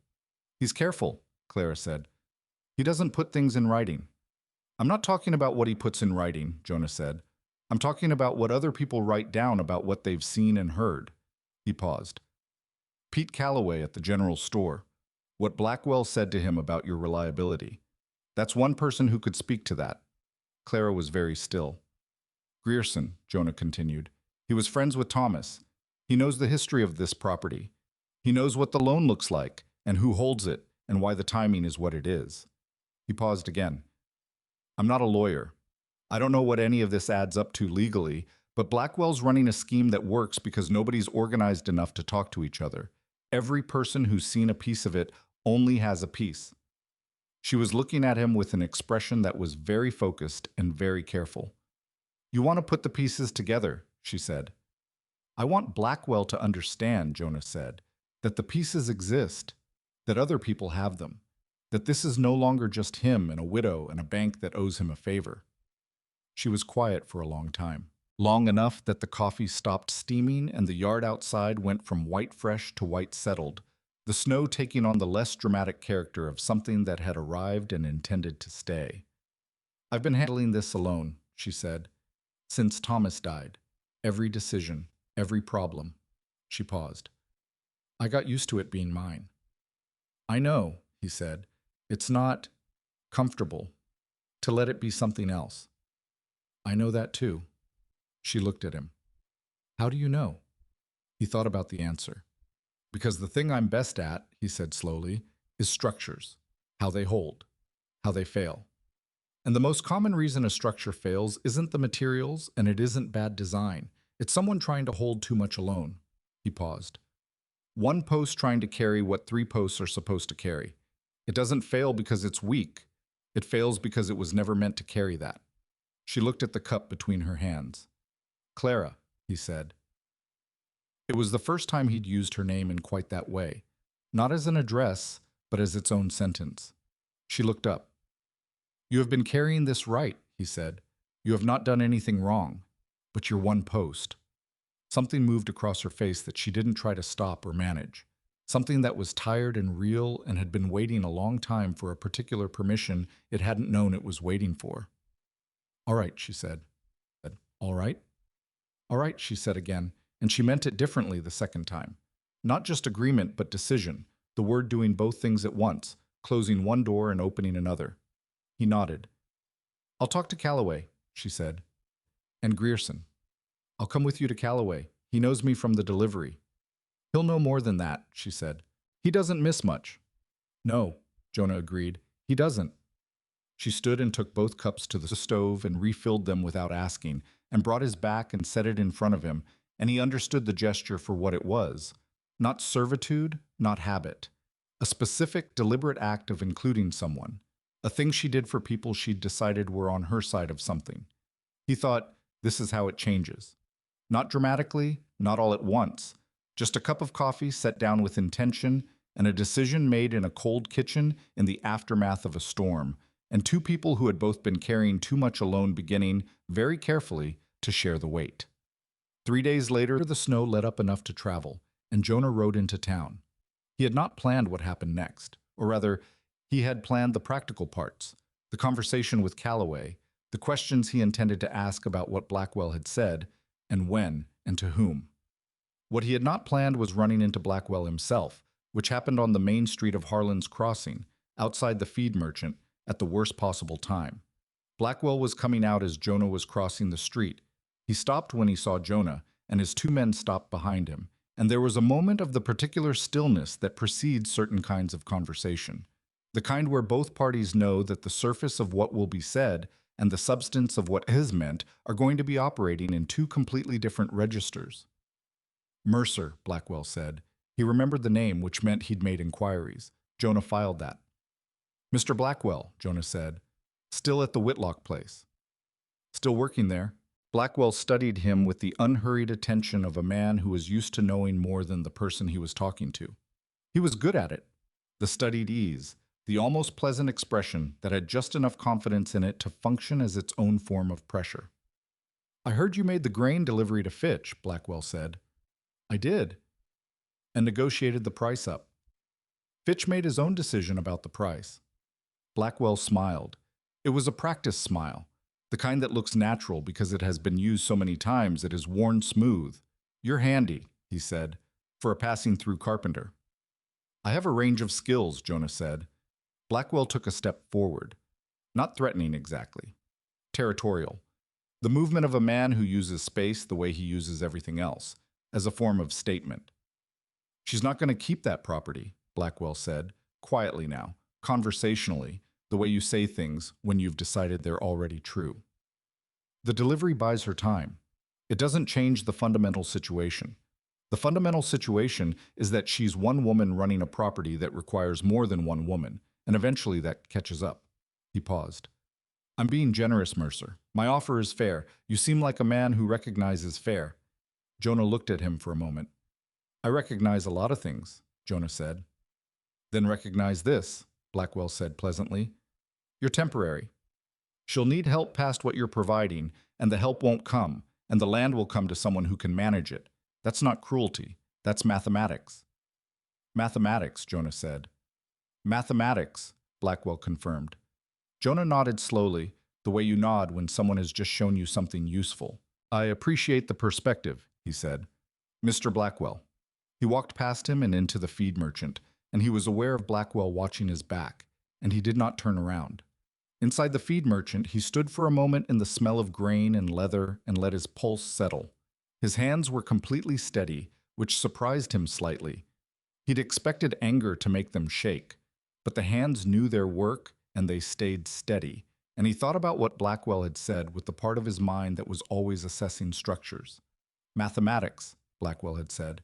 As if all of it were inevitable. As if the outcome were already settled. Jonah had spent 20 years working on structures that other people had decided were beyond repair. He knew something about what inevitable looked like versus what people wanted you to believe was inevitable. He bought the supplies Clara needed, loaded them into the saddlebag, and went to find Pete Calloway. He was going to put the pieces together. Pete Calloway listened the way old men listen when they've decided something matters. Completely still, no interruptions, his eyes on Jonah's face with the steady attention of someone filing every word. Jonah laid it out plainly. What Blackwell had said to Fitch about Clara's reliability. What he'd said on the street 20 minutes ago. The loan timing, the agricultural board position, the way every pressure point had been located and applied, with the patience of someone who had been planning this for longer than Clara had known she was in trouble. He didn't editorialize. He didn't ask Calloway to be outraged. He just presented the shape of it and let the shape speak. When he finished, Calloway was quiet for a moment. He turned and adjusted something on the shelf behind him, a can of tobacco that didn't need adjusting, and then turned back. Blackwell's been on that agricultural board 11 years, Calloway said. I know. He's put 3 families off their land in that time, different ways each time. Loan pressure on the Hendersons, water rights dispute with the Callum brothers, fire on the Priest property, which was never officially connected to anything. He paused. Never officially connected. Jonah was very still. The fire was never officially connected, Calloway repeated, with the particular emphasis of a man who has said those exact words before and is saying them again very deliberately. I'm not in a position to say more than that. But you'd be in a position to write down what Blackwell said to you about Clara's reliability. Calloway looked at him. I'd be in a position to write down what I heard and when I heard it, he said. Which is what I heard and when I heard it. Nothing more than that. That's all I'm asking. You're not asking for yourself, Calloway said. It wasn't a question. No. You're asking for Clara. Yes. Calloway studied him for a moment with the evaluating look he'd given him the first time. The look that was assessing something that wasn't carpentry skills or professional reliability, but something less easily categorized. You've been at the Whitlock place, what, going on 6 weeks now, Calloway said. Close to it. You passing through, last I heard? Slower than planned, Jonah said. Calloway made a sound that might have been a laugh stripped of everything except its skeleton. He reached under the counter and pulled out a composition notebook, the kind with the black and white marbled cover, and set it on the counter between them. I've been writing things down for 11 years, he said. Dates, conversations, what Blackwell said, and who he said it to, and who else was in the room. Habit of mine. He looked at the notebook, then back at Jonah. Never had a reason to show it to anyone. Never had anyone put it together the right way. He paused. You're putting it together the right way. Jonah looked at the notebook. Who do we take it to? Judge Alderman in county seat is not Blackwell's man, Calloway said. Unlike his predecessor. Unlike most of the people between here and there. He closed his hand on the notebook, not pulling it back, just holding it. This doesn't go fast, you understand. Even with this, Blackwell has lawyers and he has connections and he has time on his side because he's patient. This doesn't get resolved in a week. I'm not asking for it to be resolved in a week, Jonah said. I'm asking for Blackwell to know it exists, that it's organized, that it's going somewhere. He paused. A man like that isn't afraid of a problem he can control. He's afraid of a problem he can't. Calloway was quiet again. He was looking at Jonah with something that had shifted in it. Not quite respect, or not just respect, but the particular expression of someone who has been waiting a long time for something to happen and is in the process of deciding whether this is it. Hal Grierson, Jonah said. Would he talk to you?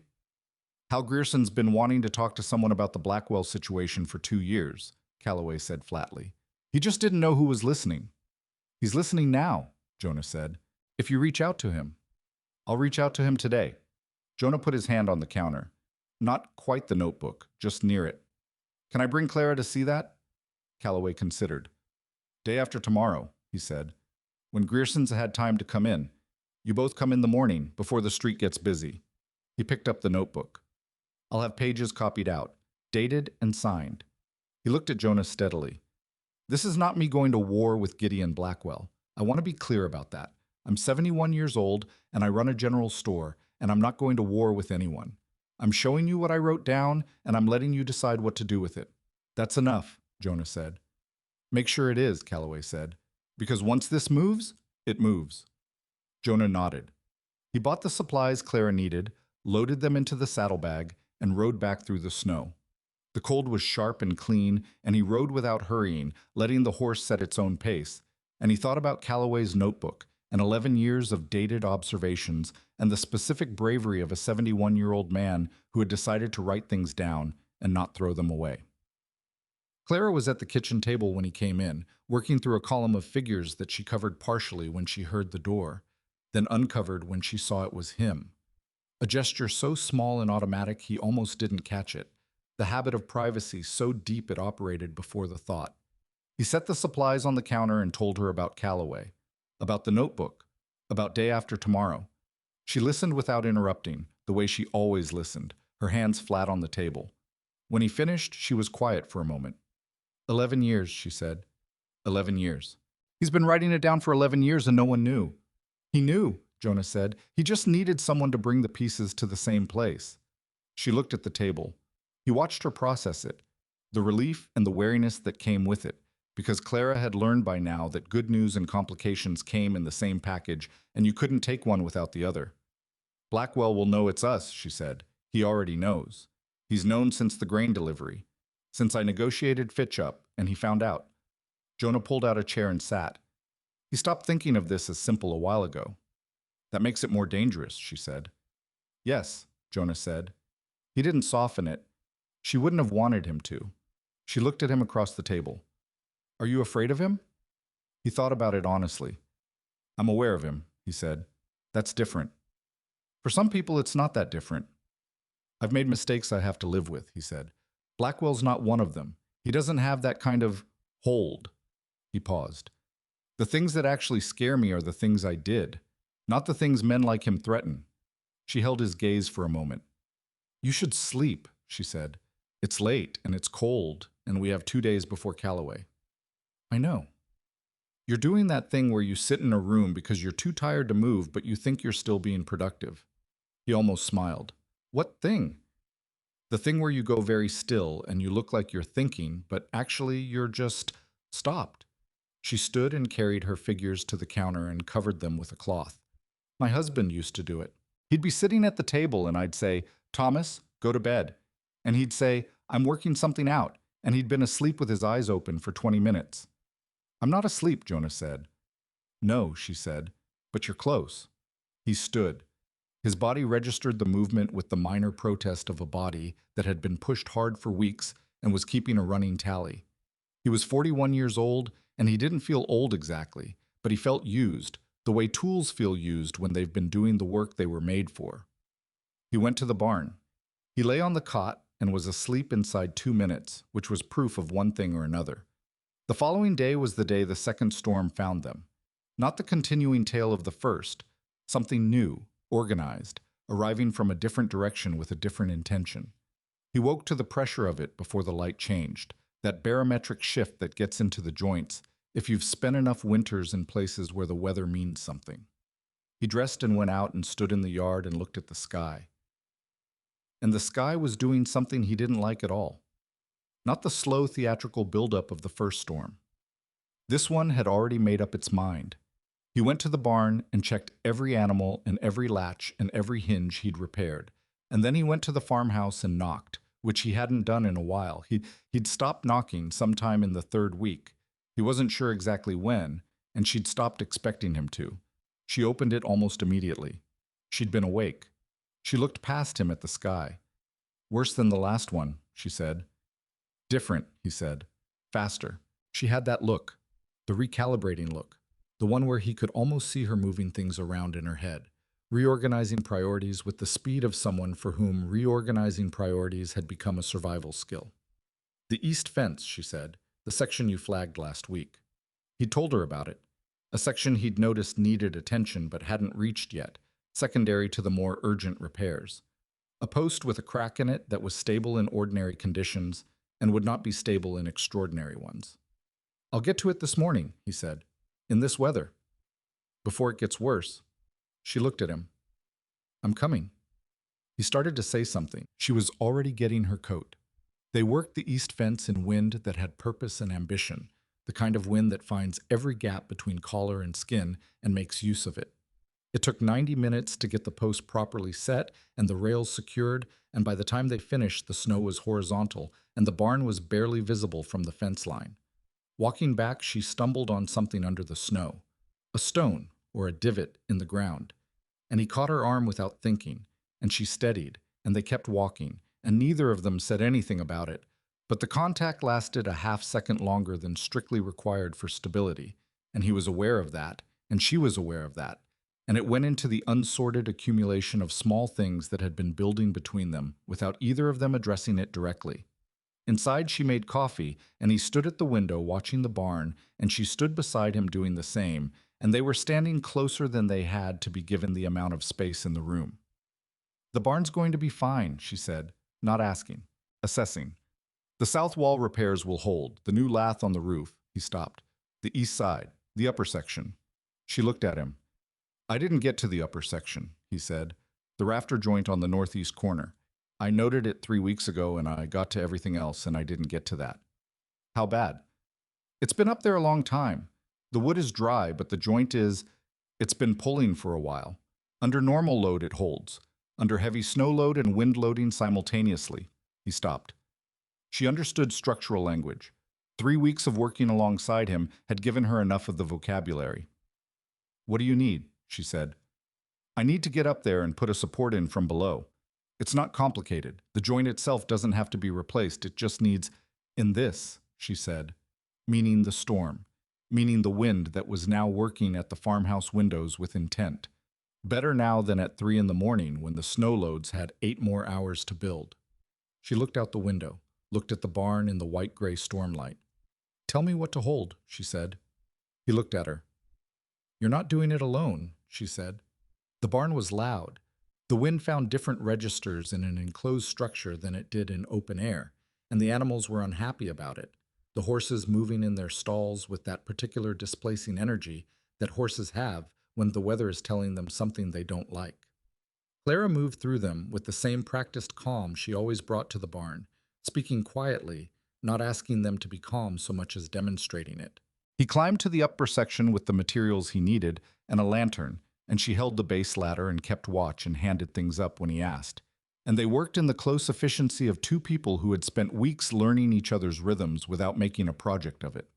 The rafter joint took 40 minutes. It would have taken him 30 alone and longer if he'd had to keep stopping to retrieve what he needed, which he didn't, because she was there, anticipating, watching, handing him the next thing a half beat before he knew to ask. When he came down, she looked at it from below. Good? She asked. Good, he said. She let out a breath. The night wore on. The storm didn't. They stayed in the barn through the worst of it, the rational thing, the safe thing, closer to the animals that needed checking. They sat on opposite hay bales, and Jonah had the particular alertness of a man who is monitoring a structure under load, and Clara had the alertness of a woman monitoring everything she owns being tested simultaneously. At some point, she fell asleep. Not intentionally, she tipped sideways against the barn wall and was asleep between one breath and the next, the way bodies finally claim what they've been owed. He put his coat over her. She didn't wake. He sat across from her and listened to the storm and watched the barn and thought about how long it had been since he'd stayed somewhere long enough for another person's sleeping face to become ordinary to him. The answer was longer than he wanted to think about. She woke 2 hours later with the particular disorientation of someone who hadn't meant to sleep and is reconciling where they are. She saw the coat. She looked at him, and he looked back, and something passed between them in that look that neither of them named because neither of them was ready to name it yet. How long? She said. 2 hours. Storm's easing. She handed the coat back and stood and checked the animals with the automatic efficiency of someone running through a list in their head. Everything fine. He could see her registering this, the physical relief of it. You should have woken me, she said. You needed the sleep. You needed it too. I was monitoring the structure. She turned to look at him. In the lantern light, her face had that unguarded quality it got when she was too tired to be careful. Not weak, nothing like weak, just real, present. Jonah, she said. Yeah, I need to ask you something. She said it in the tone of someone who has been composing a question for a while and has finally decided to say it. All right, he said. When the 6 weeks is up, she said, what happens? He was quiet.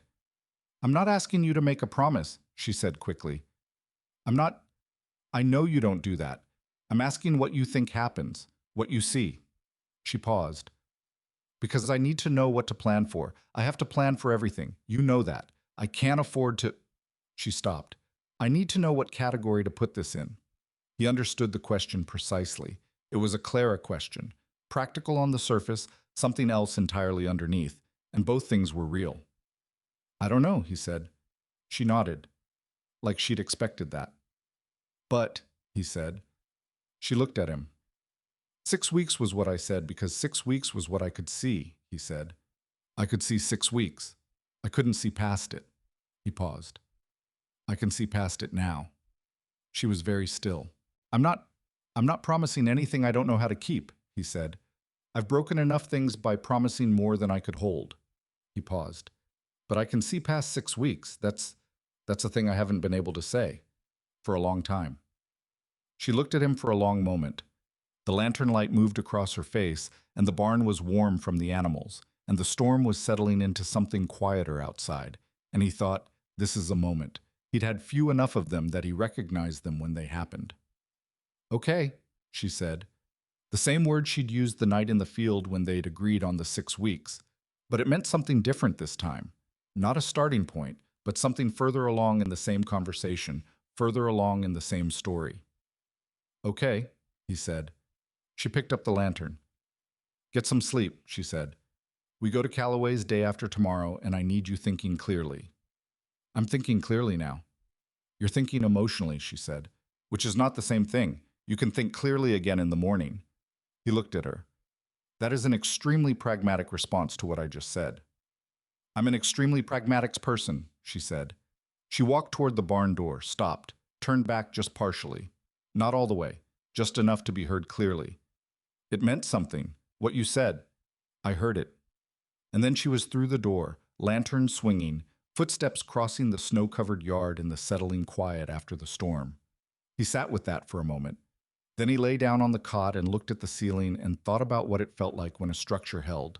2 days later, they rode into Harlan's Crossing side by side, and Callaway's general store was closed to other customers, which Callaway had arranged without being asked, with the instinct of a man who understood that certain conversations require privacy, not because they're shameful, but because they're fragile in the way important things are fragile before they become solid.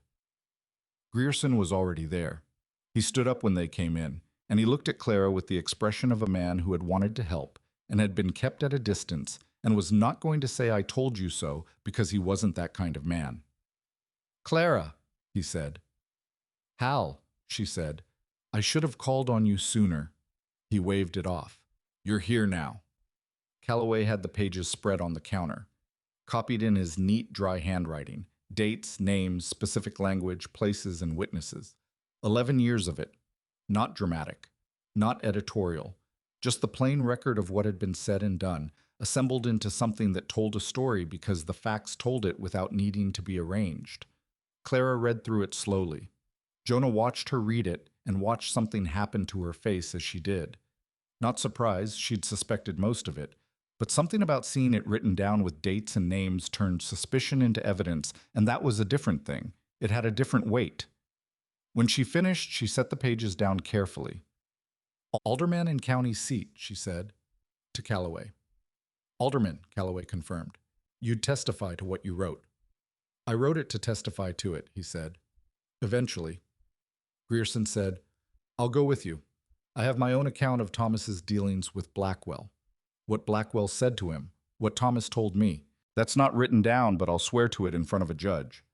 Clara looked at Grierson. You'd do that. Thomas was my friend, Grierson said, straightforward. And you're his wife. And Blackwell's been doing this long enough. She was quiet for a moment. He saw her jaw work slightly. The particular movement of someone holding something in that wants to come out. Not grief exactly, more like the complicated feeling of being shown that there are people on your side after a long time of not being sure. I need to think about how to proceed, she said, carefully. If we go to Alderman and Blackwell hears, which he will, he'll hear before we're back on the road. The question is what he does with that. He threatens, Jonas said. He's been threatening. That's his method. What he hasn't done is anything he can't walk back, Clara said. Administrative pressure, board-level conversations, loan maneuvering, all of it has plausible distance. If we put Calloway's record in front of Alderman, Blackwell knows the distance is gone. She paused. A man like that, when the distance is gone, what does he do? Silence in the store. The question sat there. Calloway spoke first. He's done something before, he said quietly, when the distance was gone. He didn't look at anyone specifically. The priest property. The fire. He comes after the property, Jonas said. He comes after what he wants, Calloway said. Clara straightened. I need to make the loan payment first before we do anything with this. She touched the pages. If the loan is paid, Blackwell's primary leverage is gone. Then this, she touched the pages again, is about accountability, not about survival. Those are different conversations. When can you make the payment? Grierson asked. The money from Fitch comes through at the end of the week, she said. I take it to Creed at the bank. I make the payment in full. I get the receipt. I have someone witness the receipt. She looked at Jonah. Would you come with me? Yes, he said. No pause. And then Alderman, she said. With witnesses. Calloway nodded. Grierson nodded. Clara stood at the center of Calloway's store, surrounded by three men who had each, in their own way and for their own reasons, decided to be on the right side of a situation that had been going the wrong direction for years. And she did not look like someone who had been rescued. She looked like someone who had gathered what she needed and was now deciding how to use it. He thought, that's what it looks like when one post stops trying to carry everything and lets the structure do what it was designed to do. They rode back to the farm in the early afternoon, the road hard and clear under the horses' feet. The storm's remnants shrunk to a thin white crust along the edges where the sun hadn't reached.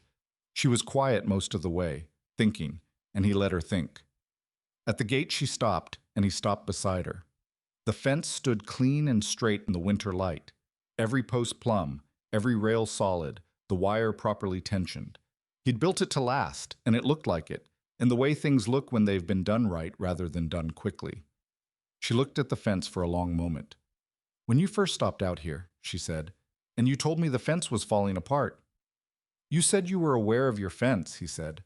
I said I was too. She paused. So am I.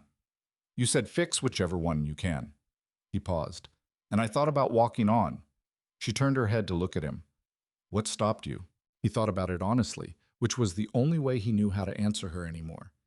You didn't apologize for it, he said. The fence, the farm, any of it. You just said what was true and stood in front of it. She looked back at the fence. I've been standing in front of it for a year and a half. I know, he said. It showed. She was quiet.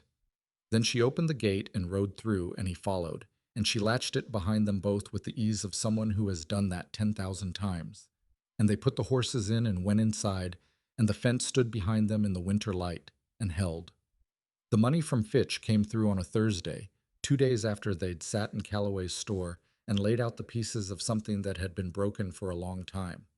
Clara counted it at the kitchen table, not because she didn't trust the figure, but because it was hers, and she wanted to feel the weight of it, the specific physical reality of what 6 weeks of work and worry and 2 storms and 1 very bad October had produced. She counted it twice. Then she folded it into the envelope she'd prepared and put it in her coat pocket and buttoned the pocket closed. Jonah had the wagon ready when she came out.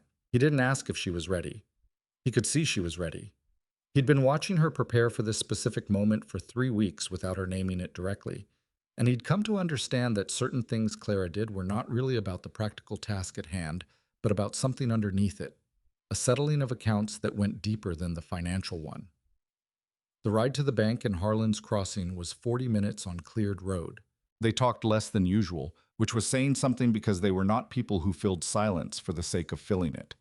The sky was the hard, clean blue of a Montana winter morning that has decided to be beautiful despite everything, and the snow on either side of the road was crusted and bright, and the horse's breath came in twin columns of white.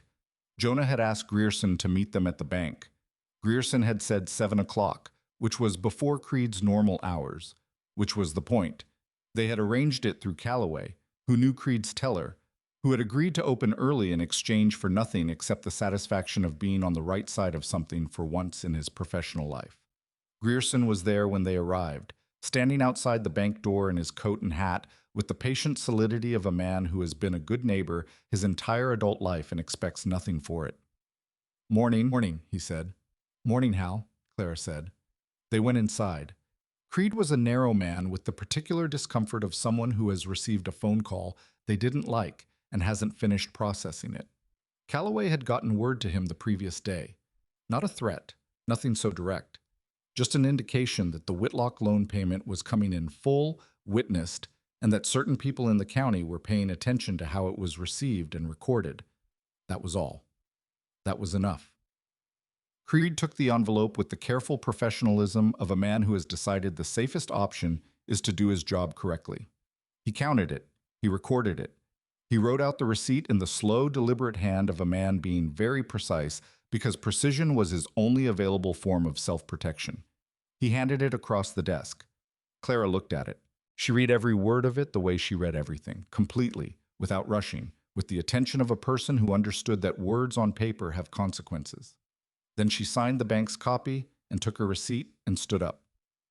"Mr. Creed?" she said. "Mrs. Whitlock," he said. She folded the receipt and put it in her pocket, next to the now empty envelope, and that was that. 18 months of debt, paid. The specific weight of it leaving was something she hadn't fully prepared for. She'd prepared for the transaction, for the procedural reality of it, but the weight itself surprised her, because she hadn't known until it lifted how much of herself she'd been using just to hold it steady. Grierson signed the witness line on the receipt copy and shook Creed's hand with the grip of a man making a point without making a scene, and they walked out into the hard winter sunlight. On the street, Clara stood still for a moment. Jonah waited. "Okay," she said. "Just that." He nodded. She turned and looked at him, and he could see something in her face that she wasn't trying to manage, a kind of rawness that came from the specific relief of having been afraid of something for so long that you'd forgotten what it felt like not to be afraid of it. "Alderman," she said. She was already straightening, already moving forward. It was not a quality she'd developed, he understood. It was something she'd always had. Whatever had happened to her in the last 18 months, it had not taken that. "Alderman," he said.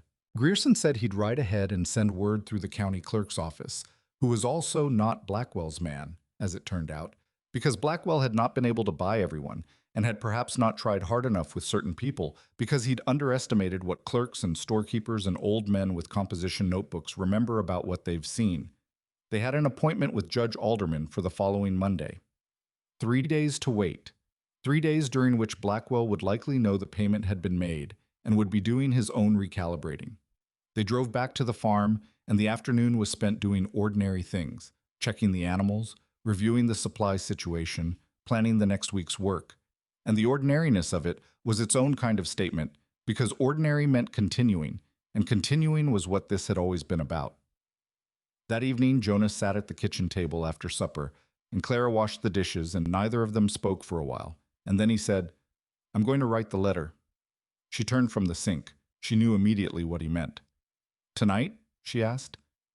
"I've been deciding when to write it for 7 years, he said.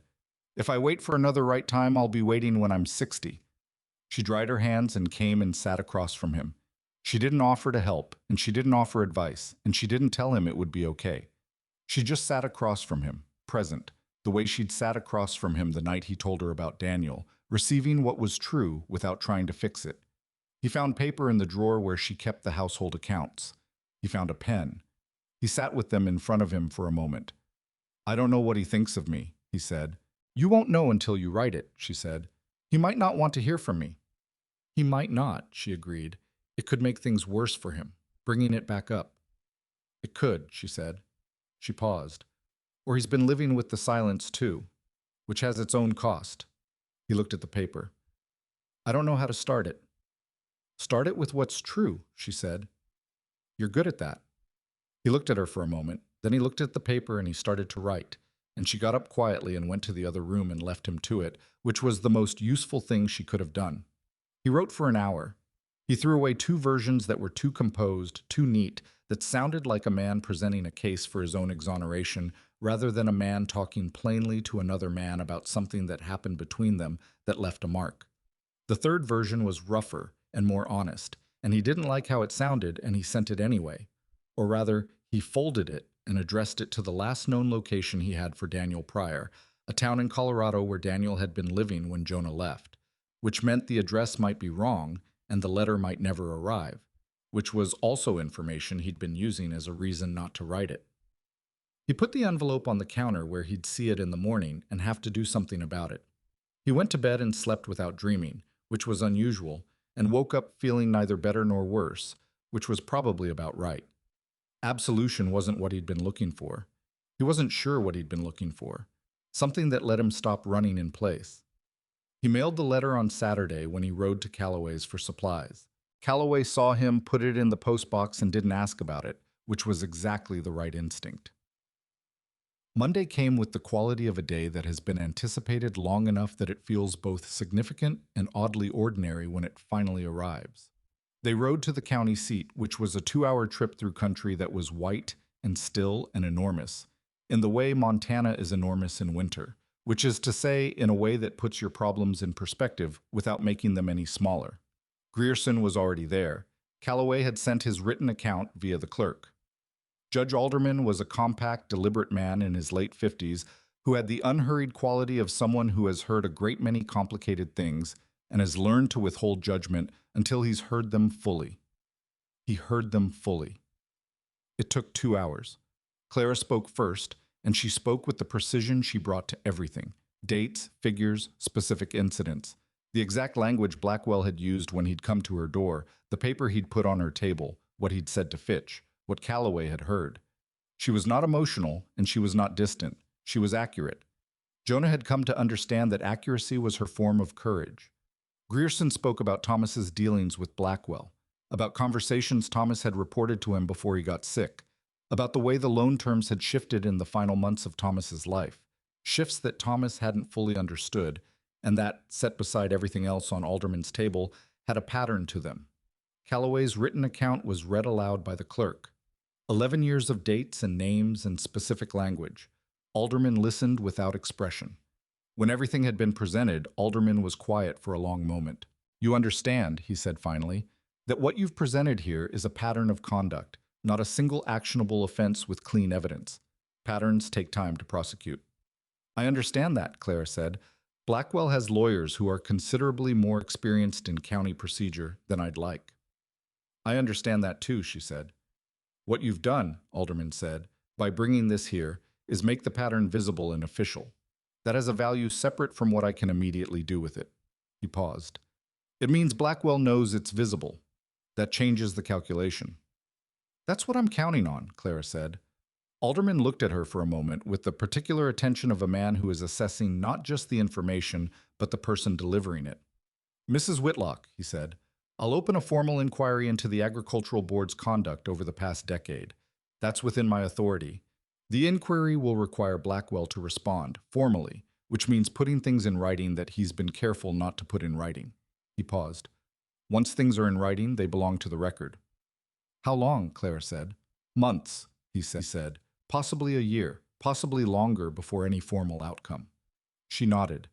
It wasn't what anyone wanted to hear, but it was honest, and she'd take honest over comfortable every time.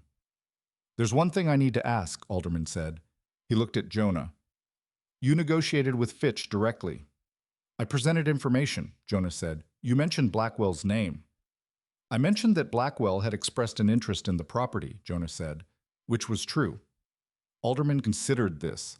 "You walked a line." "I walked the line as carefully as I could," Jonah said. "I needed Fitch to make the decision Blackwell had been trying to prevent him from making. I didn't misrepresent anything." Alderman looked at him steadily. "See that continues to be accurate," he said, which was both a caution and a form of approval, and Jonah accepted it as both. They rode back in the late afternoon, the sun already dropping fast in the way it does in November, the cold returning with the specific efficiency of a Montana evening that doesn't negotiate. Grierson split off at his own road with a nod and a see you soon that was both casual and weighted, the way things are weighted between people who have just done something together that matters. Clara and Jonah rode the last stretch side by side without talking. The farm came into view as the light went blue-gray. The barn first, solid and patched and standing, then the house, smoke from the chimney, and the fence line running straight and clean against the snow.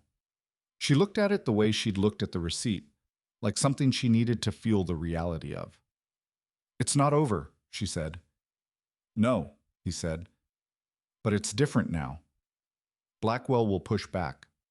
"He will," Jonah said. "And he'll be pushing against something that's organized now. That's different from pushing against one person alone." She was quiet. "You did that," he said. "Organized it.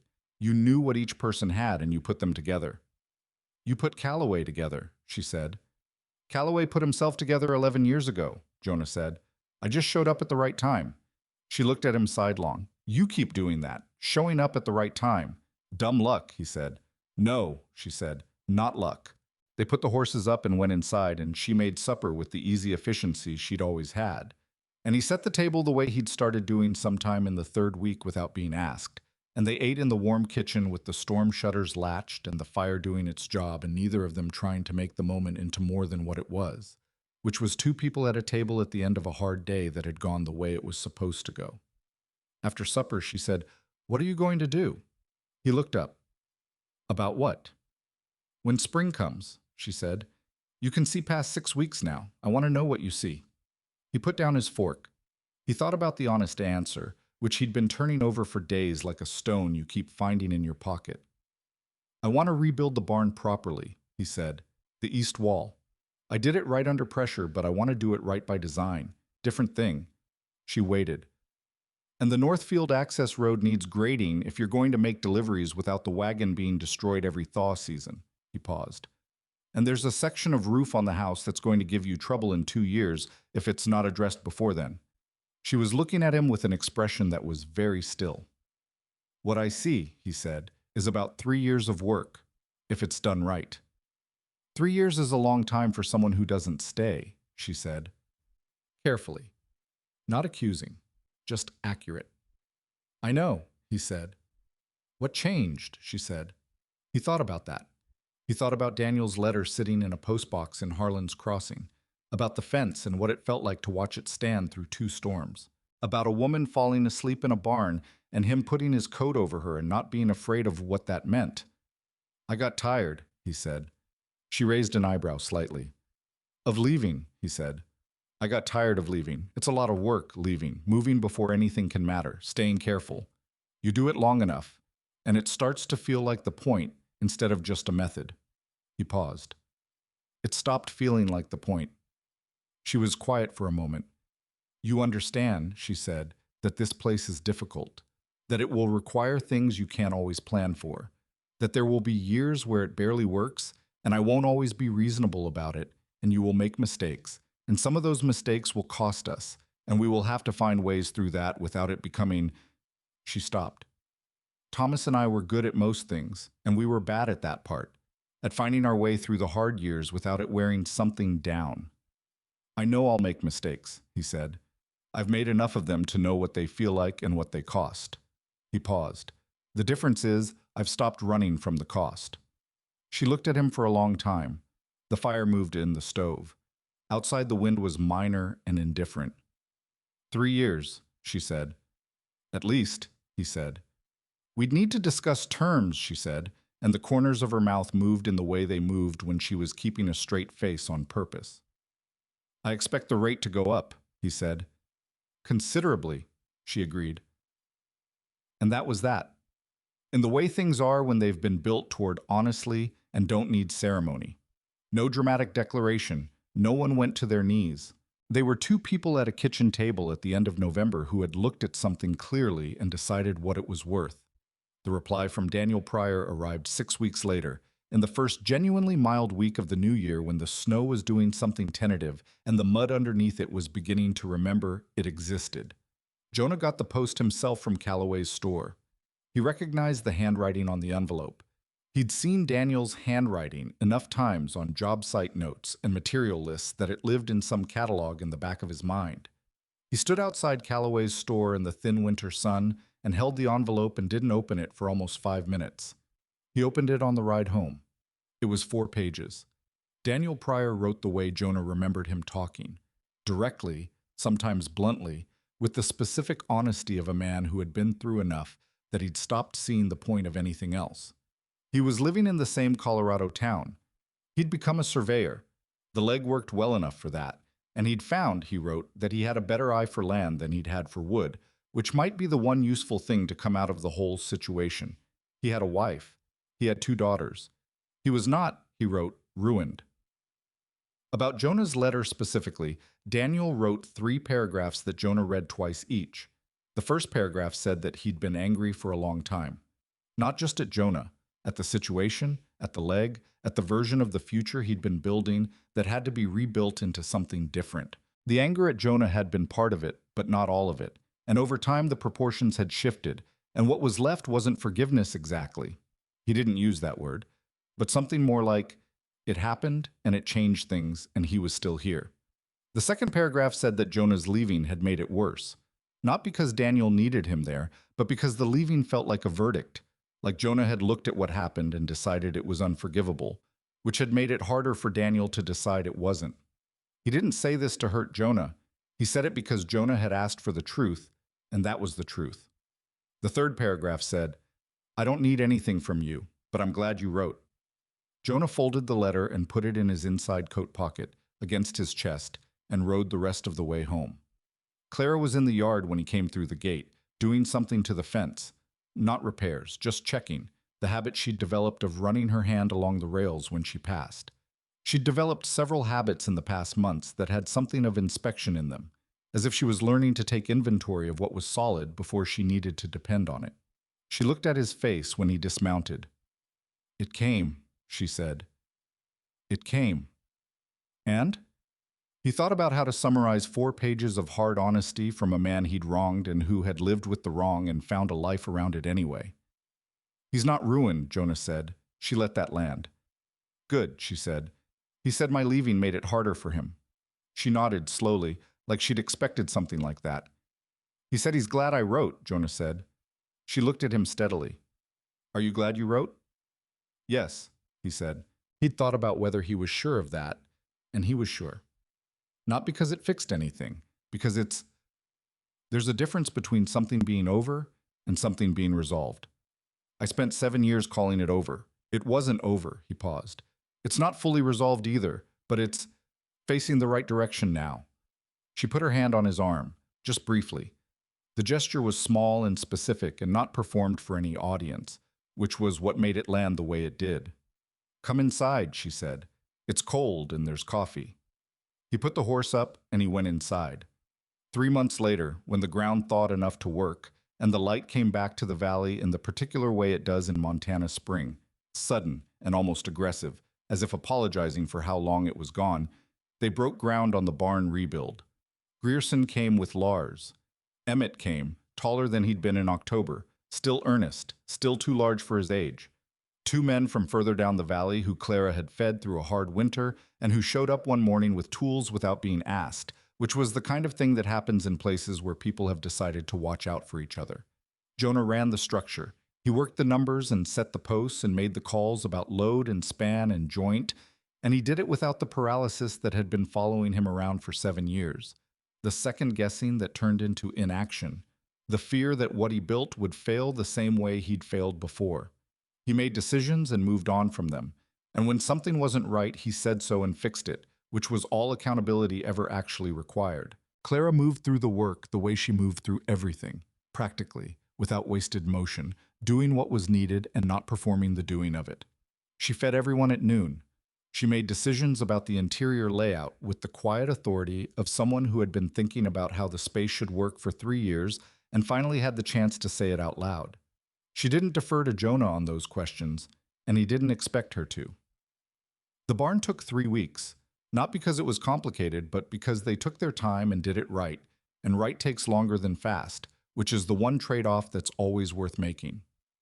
On the last day, when the final board was set and the roof was sealed and the structure stood in the new spring light exactly as solid as it was designed to be, Jonah stood back and looked at it the way he always looked at finished work. Not with pride exactly, with the satisfaction of a thing done correctly. Clara came and stood beside him. "It's good," she said. "Better than the original," he said. "Better foundation. The span on the roof is wider, more clearance in the stalls." Thomas would have, she smiled, a real one, unguarded. He would have spent 20 minutes pointing out everything you did differently from how he would have done it, and then admitted it was better. "I would have liked that," Jonah said. "You would have," she agreed. He was annoying about it, but he was usually right. They stood there in the spring afternoon, in front of the barn that had been rebuilt from something that nearly failed into something that was meant to last. And behind them the fence stood straight and clean, and the north field was showing the first green of the season, and the road that ran past the property, the road Jonah had been walking down the morning he stopped, was clear and dry and running in both directions. The Blackwell inquiry was ongoing. Alderman had opened it formally in January, and Blackwell had responded through his lawyers with the predictable combination of procedural objection and plausible deniability that men like him deploy when the cover starts to erode. It would take time. It would be complicated. There was no version of it that was clean or quick. But Blackwell had not come back to Clara's gate. He had not sent another paper. He had not made calls to Creed about adjusting terms, because Creed was now very careful about anything that could end up in a formal record. The pressure that had been constant and invisible had not disappeared, but it had changed character. It was the pressure of something that knew it was being watched, which was different from the pressure of something that believed it operated without consequence. It wasn't justice. Not yet, possibly not ever, in the complete sense. But it was the truth made visible and official, which was the only thing that truth requires to start doing its work. One evening in late April, when the valley was full of the particular greenness that follows a hard winter, the aggressive, almost indignant green of a landscape that has survived something and is proving it, Clara and Jonah sat on the porch steps in the last of the daylight. She'd been going through Thomas's papers, the remaining ones, the ones she'd been putting off, the ones that didn't contain financial crises but just the ordinary record of a man's life. Letters, notes, the small paper archaeology of someone who was gone. She'd been doing it in small amounts over several weeks, which was the right speed for that kind of work. "He wrote me a letter," she said. "Before he died. I knew about it. He gave it to the doctor to hold, and the doctor gave it to me, and I put it away." She paused. "I read it tonight." Jonah waited. "He said he was sorry about the debt," she said, "that it was his greatest fear that he'd left me with something he should have handled differently." She paused. He said he hoped that someday the ranch would be known for something other than grief." She was quiet. He was quiet. "I think it's getting there," she said. Her voice was even, but just barely. He thought about what to say. He thought about all the things you could say to that. The comforting things, the forward-looking things, the things designed to make grief feel purposeful instead of just heavy. He didn't say any of them. "Yeah," he said, "it is." She nodded once. She leaned back against the porch post, the new one, set last fall, solid and plumb, and looked out at the yard, at the fence line, at the barn standing in the April evening like it intended to be there for the next 50 years. "Thank you," she said. "Not for any specific thing, for all of it." "The fence needed fixing," he said. "So did other things," she said. "They're fixable," he said. "Most things are. If you don't leave before you find out." She turned and looked at him, and he looked at her, and what passed between them in that look was not a beginning. It was well past beginning, had been past beginning for months.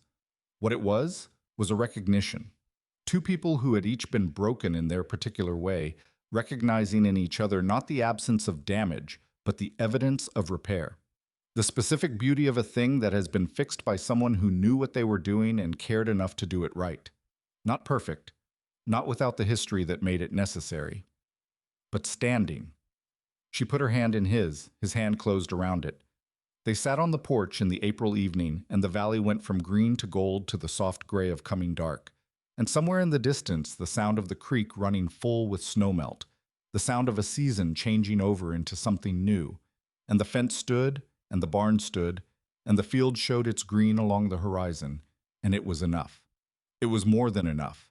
It was a life, rebuilt from what remained, stronger in the places it had broken, honest about what it had cost, and us, at last, fully, unambiguously home.